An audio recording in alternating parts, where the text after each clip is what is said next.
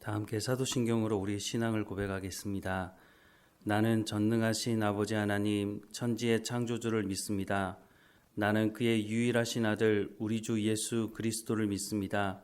그는 성령으로 잉태되어 동정녀 마리아에게서 나시고 본디오 빌라도에게 고난을 받아 십자가에 못 박혀 죽으시고 장사된 지 사흘 만에 죽은 자 가운데서 다시 살아나셨으며 하늘에 오르시어 전능하신 아버지 하나님 우편에 앉아 계시다가 거기로부터 살아있는 자와 죽은 자를 심판하러 오십니다.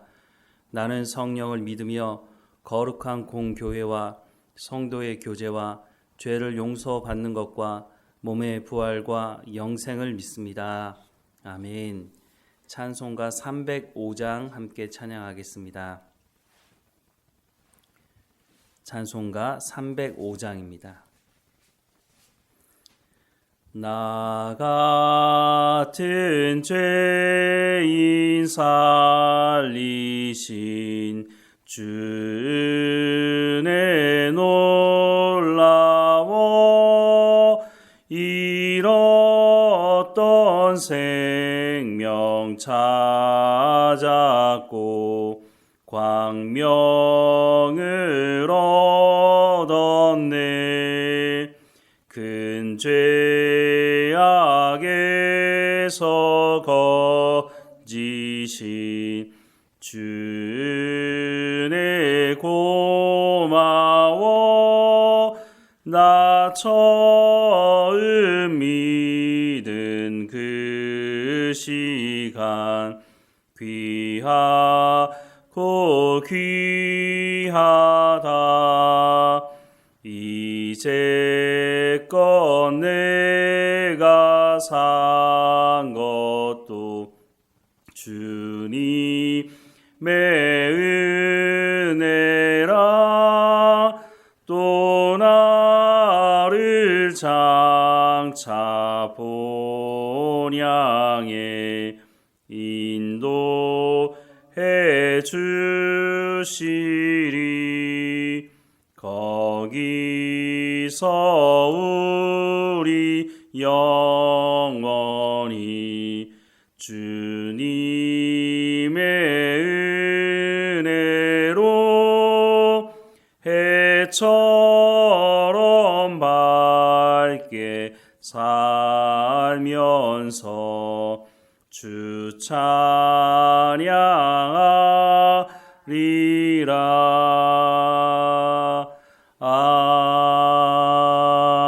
아멘. 오늘 하나님께서 우리에게 주시는 말씀은 누가복음 4장 38절에서 44절까지의 말씀입니다. 누가복음 4장 38절에서 44절까지 말씀 우리 함께 읽겠습니다. 예수께서 일어나 회당에서 나가사 시몬의 집에 들어가시니 시몬의 장모가 중한 열병을 앓고 있는지라. 사람들이 그를 위하여 예수께 구하니 예수께서 가까이 서서 열병을 꾸짖으신데 병이 떠나고 여자가 곧 일어나 그들에게 수종드니라. 해 질 무렵에 사람들이 온갖 병자들을 데리고 나아오매 예수께서 일일이 그 위에 손을 얹으사 고치시니 여러 사람에게서 귀신들이 나가며 소리 질러 이르되 당신은 하나님의 아들이니이다. 예수께서 꾸짖으사 그들이 말함을 허락하지 아니하시니 이는 자기를 그리스도인 줄 알미러라. 날이 밝음에 예수께서 나오사 한적한 곳에 가시니 무리가 찾다가 만나서 자기들에게서 떠나시지 못하게 만류하려 하며 예수께서 이르시되 내가 다른 동네들에서도 하나님의 나라 복음을 전하여야 하리니 나는 이 일을 위하여 보내심을 받았노라 하시고 갈릴리 여러 회당에서 전도하시더라. 아멘. 예수님께서 사역을 시작하실 때 사람들은 예수님이 누구인지 정확하게 알지 못했습니다. 그런데 예수님께서 전하는 말씀을 듣고서는 놀랍게 여기고 칭송했다고 말씀합니다. 예수님이 누구이신지 알아봤던 존재들은 사람들이 아니고 귀신들이었습니다. 누가복음 4장 1절에서 3절 말씀에 보면 예수께서 성령의 충만함을 입어 요단강에서 돌아오사 광야에서 40일 동안 성령에게 이끌리시며 마귀에게 시험을 받으시더라. 이 모든 날에 아무것도 잡수시지 아니하시니 날수가 다함이 줄이신지라. 마귀가 이르되 내가 만일 하나님의 아들이어든 이 돌들에게 명하여 떡이 되게 하라라고 말씀을 기록하고 있습니다. 마귀가 예수님이 누구인지 몰라서 묻는 게 아닙니다. 예수님의 사역을 방해하고 싶어서 하나님의 아들이거든 돌을 떡으로 만들라고 시험했던 것이죠. 누가복음 4장 14절에서 15절 말씀에 보면 예수께서 성령의 능력으로 갈릴리에 돌아오시니 그 소문이 사방에 퍼졌고 친히 그 여러 회당에서 가르치심에 무사람에게 칭송을 받더라라고 말씀을 하고 있습니다. 예수님의 말씀을 시작하실 때 사람들이 그 말씀을 듣고 놀랍게 여겨서 칭송했다는 말씀을 기록하고 있습니다. 그런데 사람들은 그 말씀을 들으면서 훌륭하다, 정말 놀라운 말씀을 전한다라고 말은 했지만 예수님이 누구이신지 말하는 사람들은 없었습니다. 그런데 그 자리에서 예수님을 알아봤던 사람들은 바로 귀신 들린 사람들이었다고 말씀을 하고 있습니다.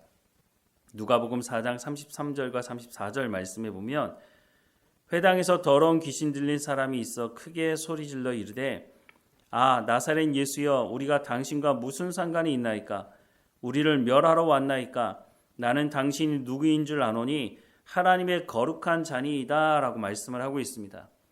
귀신들이 예수님을 보면서 하나님의 거룩한 자라고 말하고 있습니다. 그러니까 예수님을 시험했던 마귀가 예수님을 몰랐다는 것은 사실 말이 되지 않는 것이죠. 하나님의 말씀을 듣고 사람들은 정말 놀랍다 칭송을 했지만 하나님의 아들 예수님을 알아보지 못했고 하지만 귀신들은 분명히 예수님을 알아보고 하나님의 거룩한 자라고 말을 하고 있습니다. 오늘 본문에도 보면 이렇게 말씀을 하고 있습니다.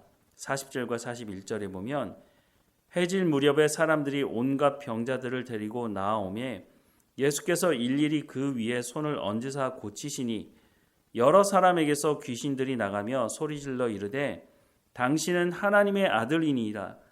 예수께서 꾸짖으사 그들이 말함을 허락하지 아니하시니 이는 자기를 그리스도인 줄 알미로라 라고 말씀을 하고 있습니다. 예수님이 자신이 누구인지를 알아보고 있는 귀신들에게 더 이상 말하지 말라고 말하고 있습니다. 아직은 예수님께서 십자가에 못 박혀 죽으실 때가 아니기 때문에 그렇게 말했지만 귀신들은 분명히 뭐라고 말하고 있습니까? 하나님의 아들이라고 분명히 고백하고 있습니다. 그런데 앞서 말씀을 읽었던 누가복음 4장 초반부에는 한 사람이 예수님이 누구인지 말하고 있지만 오늘 본문에는 여러 사람들이 귀신 들렸던 여러 사람들이 예수님이 하나님의 아들이라고 말하고 있습니다. 그리고 그냥 속삭이는 게 아니라 말씀에 보면 소리질러 이르되라고 말씀을 하고 있다는 것입니다. 그러니까 주변에 있는 사람들이 못 들을 리가 없는 거죠. 한 사람이 아니라 여러 귀신 들린 사람들이 예수님이 누구인지를 밝히고 있는데 사람들의 관심은 거기에 없었다는 것입니다. 사람들의 관심은 어디 있었느냐? 예수님께서 병자를 고치시는 거에만 관심이 있었다는 겁니다. 그러니까 정말 하나님의 말씀을 듣고 싶어서 이 사람들이 모여든 것이 아니라 자신의 문제만 해결받기 위해서 모여들었다는 겁니다. 오늘 본문 42절에 보면 날이 밝음에 예수께서 나오사 한적한 곳에 가시니 무리가 찾다가 만나서 자기들에게서 떠나시지 못하게 만류하려 하매라고 말씀을 하고 있습니다. 왜 이 사람들이 예수님과 함께 해달라고 예수님 다른 곳 가지 말고 여기 계셔달라고 말을 했을까요? 오병이어 사건 이후에도 보면 이 사람들이 예수님을 쫓아와서 함께 해달라고 우리의 왕이 되어달라고 요구하는 것을 보게 됩니다. 그 사람들이 왜 그것을 요구했을까요? 그때 예수님께서 하신 말씀이 있습니다.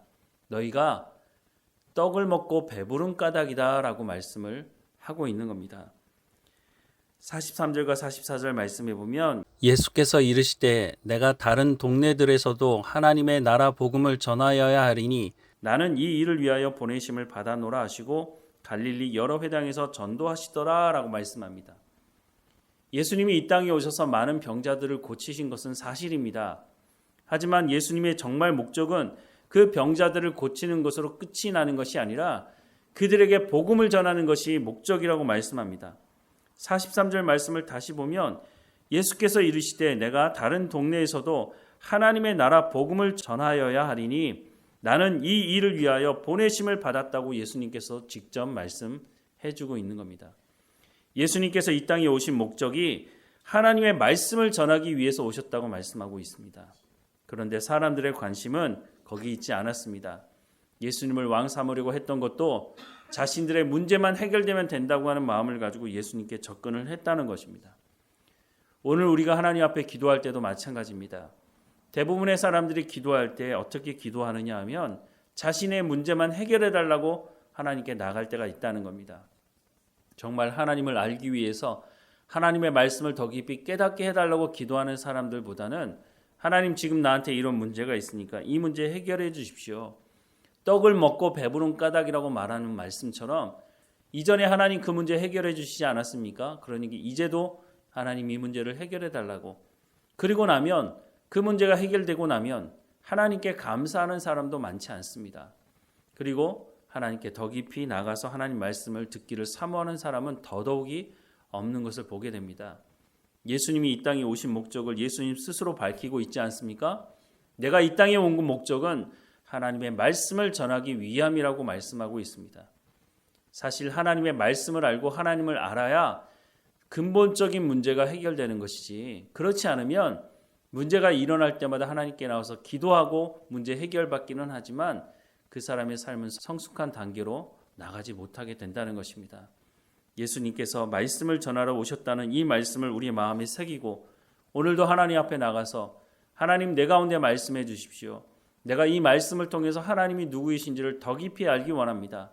내가 고난 중에 있든지 내 삶에 문제가 있든지 그것이 내 삶을 다스리는 것이 아니라 하나님을 더 알아가는 과정을 통해서 하나님, 내가 하나님이 누구이신지를 분명히 알고 세상의 상황과 세상의 문제들이 나를 다스리지 못하고 하나님께서 나를 다스림을 고백하며 살아가는 삶이 될 수 있도록 인도해 달라고 기도할 뿐만 아니라 그 하나님의 말씀을 온전히 붙들고 살아가는, 그래서 하나님의 마음을 기쁘시게 하는 우리의 삶이 되기를 주님의 이름으로 축원합니다. 기도하겠습니다. 사랑하는 하나님, 우리의 문제를 담당하시고 우리의 모든 문제를 해결하신 하나님을 찬양합니다.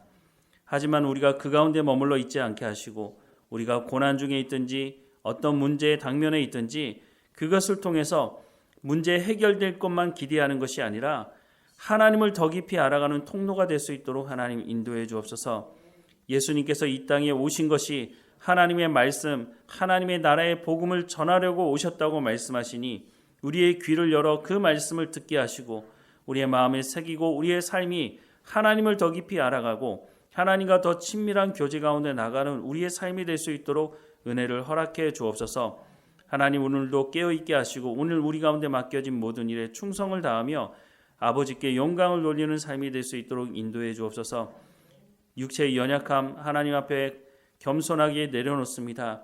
하나님 강건하여지도록 하나님 인도해 주시고 이 육체의 연약함이 하나님께 나가는데 방해되지 아니하도록 하나님 붙들어 주옵소서. 하나님 고난 가운데 있는 성도들을 붙들어 주셔서 그 고난을 통해서 하나님의 음성을 듣게 하시고 하나님의 말씀을 듣게 하셔서 하나님 앞에 더 깊이 나가는 통로의 역할을 감당할 수 있도록 하나님 인도해 주옵소서. 하나님 오늘도 우리의 삶을 주관하시고 인도하실 하나님께 감사하고 예수님의 이름으로 기도드립니다. 아멘. 하늘에 계신 우리 아버지, 아버지의 이름을 거룩하게 하시며 아버지의 나라가 오게 하시며 아버지의 뜻이 하늘에서와 같이 땅에서도 이루어지게 하소서. 오늘 우리에게 일용할 양식을 주시고 우리가 우리에게 잘못한 사람을 용서하여 준 것 같이 우리 죄를 용서하여 주시고 우리를 시험에 빠지지 않게 하시고 악에서 구하소서. 나라와 권능과 영광이 영원히 아버지의 것입니다. 아멘.